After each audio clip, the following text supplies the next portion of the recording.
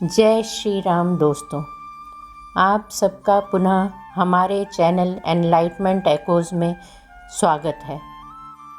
लक्ष्मण का रोष उनका श्री राम को बलपूर्वक राज्य पर अधिकार कर लेने के लिए प्रेरित करना तथा श्री राम का पिता की आज्ञा के पालन को ही धर्म बताकर माता और लक्ष्मण को समझाना। इससे पहले कि हम आगे बढ़ें, हम आपसे अनुरोध करना चाहते हैं कि कृपया हमारे चैनल को लाइक, सब्सक्राइब और शेयर करें ताकि भगवान राम की यह अद्भुत कहानी सभी तक पहुंच सके। इस प्रकार विलाप करती हुई श्री राम माता कौसल्या से अत्यंत दुखी हुए लक्ष्मण ने उस समय के योग्य बात कही। बड़ी माँ, मुझे भी यह अच्छा नहीं लगता कि श्री राम राजलक्ष्मी का परित्याग करके वन में जाएं। महाराज तो इस समय स्त्री की बात में आ गए हैं, इसलिए उनकी प्रकृति विपरीत हो गई है। एक तो वे बूढ़े हैं, दूसरे विषयों ने उन्हें वश में कर लिया है। अतः कामदेव के वशीभूत हुए वे नरेश कैकेयी जैसी स्त्री की प्रेरणा से क्या नहीं कह सकते हैं। श्री रघुनाथ जी का ऐसा कोई अपराध या दोष नहीं देखता जिससे इन्हें राज्य से निकाला जाए और वन में रहने के लिए विवश किया जाए। मैं संसार में एक मनुष्य को भी ऐसा नहीं देखता जो अत्यंत शत्रु एवं तिरस्कृत होने पर भी परोक्ष में भी इनका कोई दोष बता सके।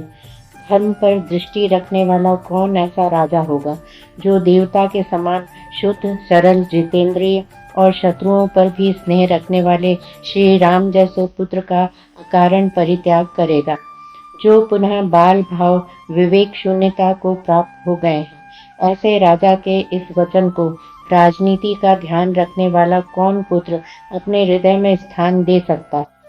रघुनंदन, जब तक कोई भी मनुष्य आपके वनवास की बात को नहीं जानता है, तब तक ही आप मेरी सहायता से इस राज्य के शासन की बागडोर अपने हाथ में ले लीजिए।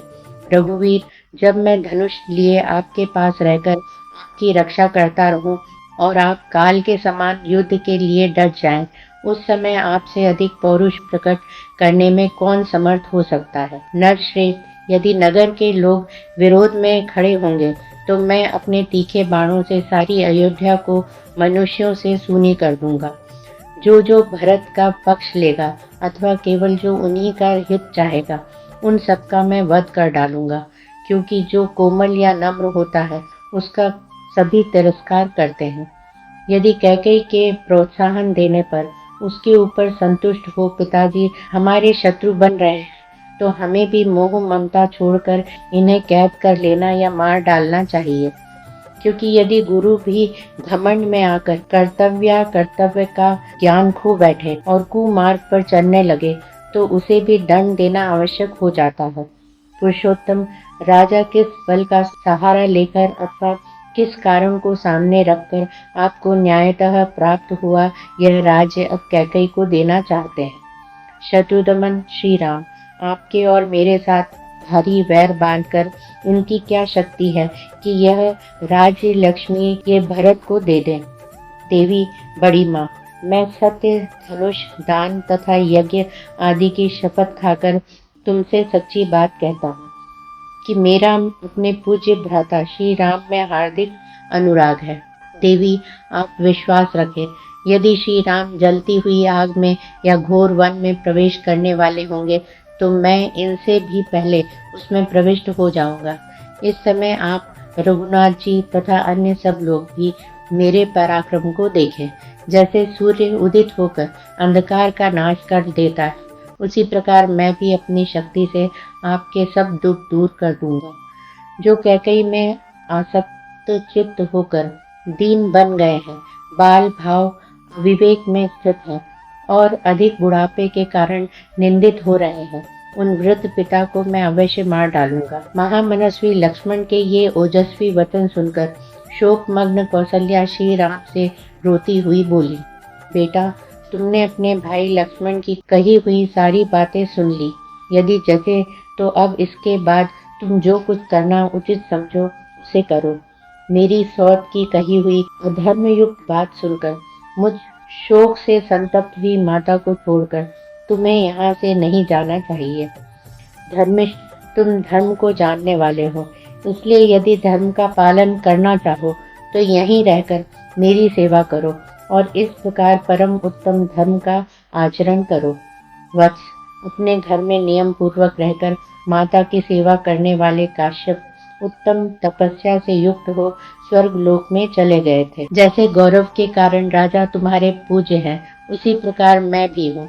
मैं तुम्हें वन जाने की आज्ञा नहीं देती, अतः तुम्हें यहाँ से वन को नहीं जाना चाहिए। तुम्हारे साथ तिनके चबाकर रहना भी मेरे लिए श्रेयस्कर है, परंतु तुमसे विलग हो जाने पर न मुझे इस जीवन से कोई प्रयोजन है और न सुख से। यदि तुम मुझे शोक में डूबी हुई छोड़कर वन को चले जाओगे तो मैं उपवास करके प्राण त्याग दूंगी, जीवित नहीं रह सकूंगी।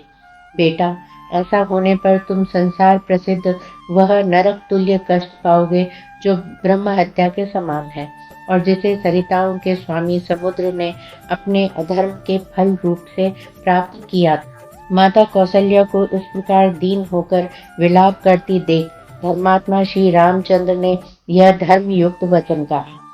माता, मैं तुम्हारे चरणों में सिर झुकाकर तुम्हें प्रसन्न करना चाहता हूँ। मुझ में पिताजी की आज्ञा का उल्लंघन करने की शक्ति नहीं है, अतः मैं वन को ही जाना चाहता हूँ।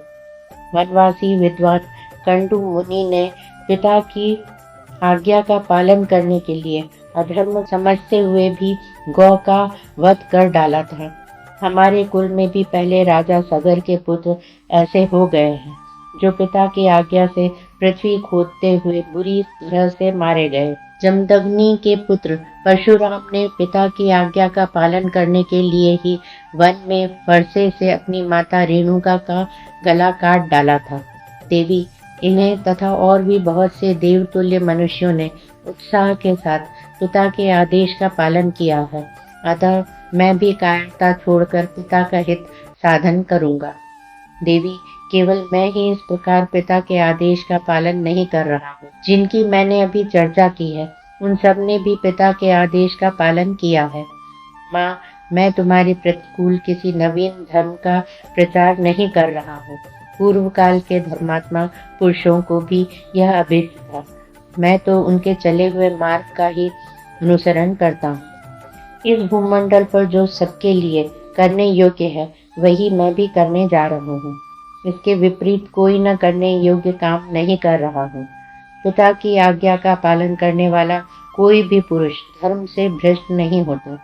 अपनी माता से ऐसा कहकर वाक्य वेताओं में श्रेष्ठ समस्त धनुर्धर शिरोमणि श्री राम ने पुनः लक्ष्मण से कहा, लक्ष्मण, मेरे प्रति तुम्हारा जो परम उत्तम स्नेह है उसे मैं जानता हूँ। तुम्हारे पराक्रम, धैर्य और दुर्धर्ष तेज का भी मुझे ज्ञान है। शुभ लक्षण लक्ष्मण, मेरी माता को जो अनुपम एवं महान दुख हो रहा है वह सत्य और श्रम के विषय में मेरे अभिप्राय को न समझने के कारण है। संसार में धर्म ही सबसे श्रेष्ठ है, धर्म में ही सत्य की प्रतिष्ठा है। पिता का यह वचन भी धर्म के आश्रित होने के कारण परम उत्तम है। वीर, धर्म का आश्रय लेकर रहने वाले पुरुष को पिता, माता अथवा ब्राह्मण के वचनों का पालन करने की प्रतिज्ञा करके उसे मिथ्या नहीं करना चाहिए। वीर, अतः मैं पिताजी की आज्ञा का उल्लंघन नहीं कर सकता, क्योंकि पिताजी के कहने से ही कैकेयी ने मुझे वन में जाने की आज्ञा दी है। इसलिए केवल शास्त्र धर्म का अवलंबन करने वाली इस ओछी बुद्धि का त्याग करो, धर्म का आश्रय लो, कठोरता छोड़ो और मेरे विचार के अनुसार चलो। अपने भाई लक्ष्मण से सौहार्दवश ऐसी बात कहकर उनके बड़े भ्राता श्री राम ने पुनः कौशल्या के चरणों में मस्तक झुकाया और हाथ जोड़कर कहा, देवी, मैं यहाँ से वन को जाऊंगा, तुम मुझे आज्ञा दो और स्वस्ति वाचन कराओ। यह बात मैं अपने प्राणों की शपथ दिलाकर कहता हूँ। जैसे पूर्व काल में राजश्री ययाति स्वर्ग लोक का त्याग करके पुनः भूतल पर उतर आए थे, उसी प्रकार मैं भी प्रतिज्ञा पूर्ण करके पुनः वन से अयोध्यापुरी को लौट आऊंगा।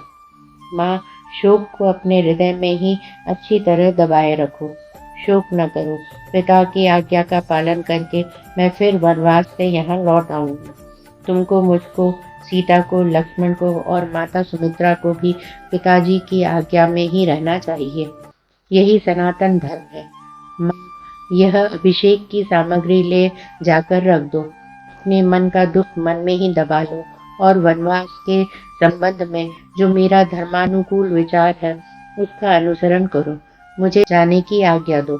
श्री रामचंद्र जी की यह धर्मानुकूल तथा व्यग्रता और अनुकूलता से रहित बात सुनकर जैसे मरे हुए मनुष्य में प्राण आ जाए, उसी प्रकार देवी कौशल्या मूर्छा त्याग कर होश में आ गई तथा अपने पुत्र श्री राम की ओर देखकर इस प्रकार कहने लगी। बेटा, धर्म और सौहार्द के नाते जैसे पिता तुम्हारे लिए आदरणीय गुरुजन है, वैसी ही मैं भी हूँ। मैं तुम्हें वन में जाने की आज्ञा नहीं देती।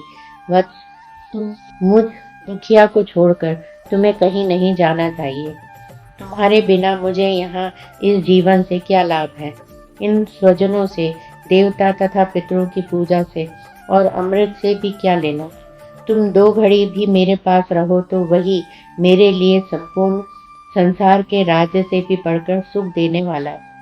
जैसे कोई विशाल गजराज किसी अंधकूप में पड़ जाए और लोग उसे जलते लुआठों से मार मार कर पीड़ित करने लगे, उस दशा में वह क्रोध से जल उठे, उसी प्रकार श्री राम भी माता का बारंबार करुण विलाप सुनकर इसे स्वधर्म पालन में बांधा मानकर आवेश में भर गए। वन में जाने का ही दृढ़ निश्चय कर लिया। उन्होंने धर्म में ही दृढ़तापूर्वक स्थित रहकर अचेत सी हो रही माता से और आर्त एवं संतप्त हुए सुमित्रा कुमार लक्ष्मण से भी ऐसी धर्मानुकूल बात कही जैसी उस अवसर पर वे ही कह सकते थे।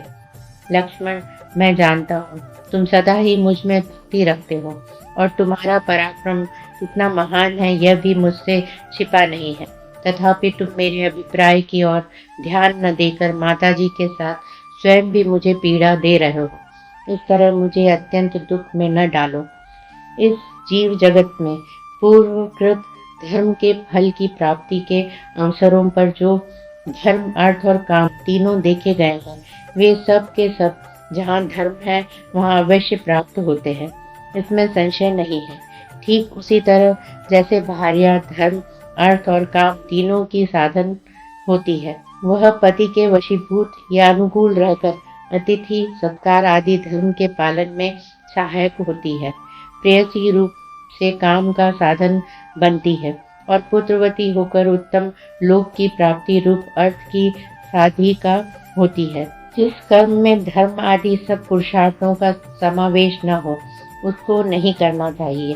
जिससे धर्म की सिद्धि होती हो उसी का आरंभ करना चाहिए। जो केवल अर्थपरायण होता है वह लोक में सबके द्वेष का पात्र बन जाता है तथा धर्म विरुद्ध काम में अत्यंत आसक्त होना प्रशंसा नहीं, निंदा की बात है। महाराज, हम लोगों के गुरु, राजा और पिता होने के साथ ही बड़े बूढ़े माननीय पुरुष हैं। वे क्रोध से, हर्ष से अथवा काम से प्रेरित होकर भी यदि किसी कार्य के लिए आज्ञा दे तो हमें धर्म समझकर उसका पालन करना चाहिए। जिसके आचरणों में क्रूरता नहीं है, ऐसा कौन पुरुष पिता की आज्ञा के पालन रूप धर्म का आचरण नहीं करेगा। इसलिए मैं पिता की इस संपूर्ण प्रतिज्ञा का यथावत पालन करने से मुंह नहीं मोड़ सकता। तात लक्ष्मण, वे हम दोनों को आज्ञा देने में समर्थ गुरु हैं और माताजी के तो वे ही पति, गति या धर्म है। वे धर्म के प्रवर्तक महाराज अभी जीवित है और विशेषतः अपने धर्म में मार्ग पर स्थित है। ऐसी दशा में माताजी जैसे दूसरी कोई विधवा स्त्री बेटे के साथ रहती है, उस प्रकार मेरे साथ यहाँ से वन में कैसे चल सकती है।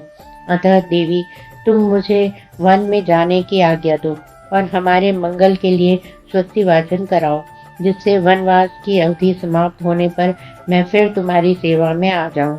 जैसे राजा ययाति सत्य के प्रभाव से फिर स्वर्ग से लौट आए थे। केवल धर्महीन राज्य के लिए मैं महान फलदायक धर्म पालन रूप सुयश को पीछे नहीं ढकेल सकता। माँ, जीवन अधिक काल तक रहने वाला नहीं है। इसके लिए मैं आज धर्म पूर्वक इस तुच्छ पृथ्वी का राज्य लेना नहीं चाहता। इस प्रकार नरश्रेष्ठ श्री रामचंद्र जी ने धैर्यपूर्वक दंडकारण्य में जाने की इच्छा से माता को प्रसन्न करने का प्रयत्न किया तथा अपने छोटे भाई लक्ष्मण को भी अपने विचार के अनुसार भली भांति धर्म का रहस्य समझाकर मन ही मन माता की परिक्रमा करने का संकल्प किया। प्रिय मित्रों, हमारे प्यारे भगवान राम की इस अद्भुत कहानी का हिस्सा बनने के लिए धन्यवाद। हम आगे की दिलचस्प कहानी के साथ वापस आएंगे, इसलिए बने रहें और हमारे चैनल को लाइक, शेयर और सब्सक्राइब करना न भूलें। जय श्री राम।